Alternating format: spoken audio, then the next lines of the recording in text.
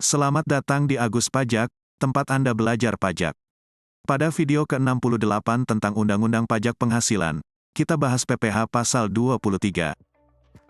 Bunyi Pasal 23, Ayat 1 Undang-Undang Pajak Penghasilan sebagai berikut. Atas penghasilan tersebut di bawah ini, dengan nama dan dalam bentuk apapun, yang dibayarkan, disediakan untuk dibayarkan, atau telah jatuh tempo pembayarannya oleh badan pemerintah, subjek pajak badan dalam negeri, penyelenggara kegiatan, bentuk usaha tetap, atau perwakilan perusahaan luar negeri lainnya, kepada wajib pajak dalam negeri atau bentuk usaha tetap, dipotong pajak oleh pihak yang wajib membayarkan. Berdasarkan bunyi aturan ini, kita bisa menentukan siapa pemotong PPh Pasal 23 dan siapa yang dipotong. Pemotong PPh Pasal 23 tentu saja pemberi penghasilan. Lebih detailnya lagi, pemberi penghasilan yang diwajibkan memotong PPh Pasal 23 adalah 1. Badan pemerintah yang membayar jasa. 2. Subjek pajak dalam negeri, baik orang pribadi maupun badan. 3.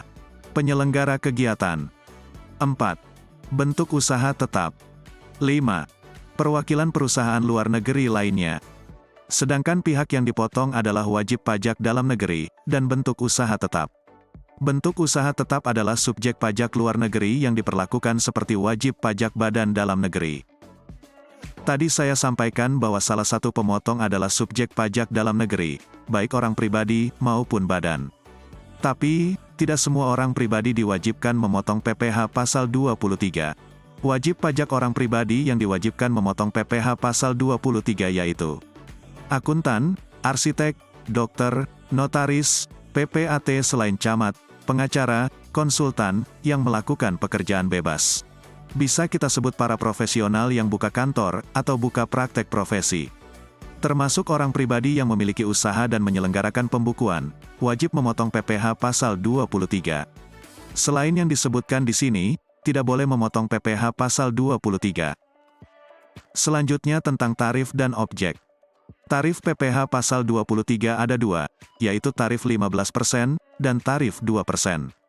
Tarif 15% hanya dikenakan terhadap passive income, yaitu dividen, bunga, royalti, hadiah, penghargaan, bonus, dan sejenisnya. Saya ingatkan, pengertian jenis jasa sudah saya bahas di video Pasal 4 terdahulu. Sedangkan tarif 2% dikenakan terhadap jasa active income, yaitu sewa selain sewa tanah dan bangunan, imbalan jasa teknik, jasa manajemen, jasa konstruksi, jasa konsultan, dan jasa lainnya. Nah, jasa lainnya ini kemudian di Peraturan Menteri Keuangan Nomor 141, PMK, 03/2015 dirinci lagi lebih banyak.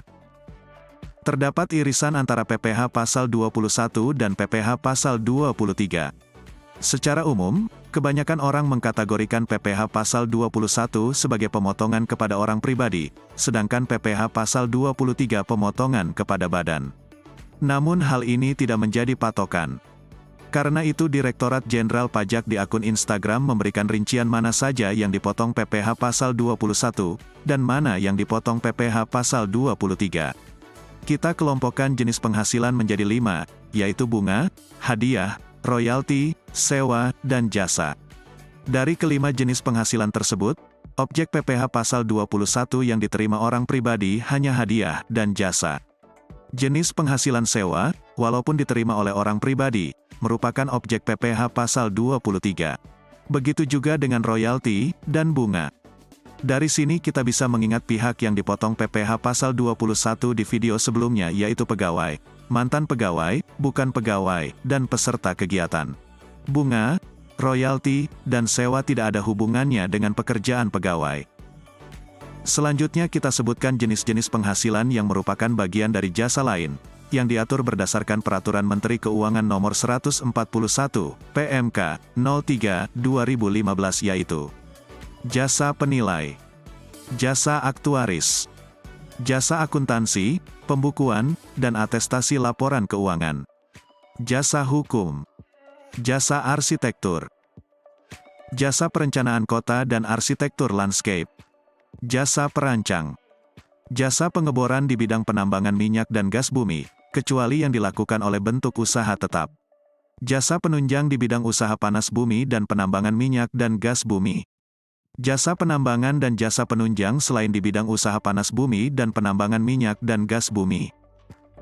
Jasa penunjang di bidang penerbangan dan bandar udara. Jasa penebangan hutan.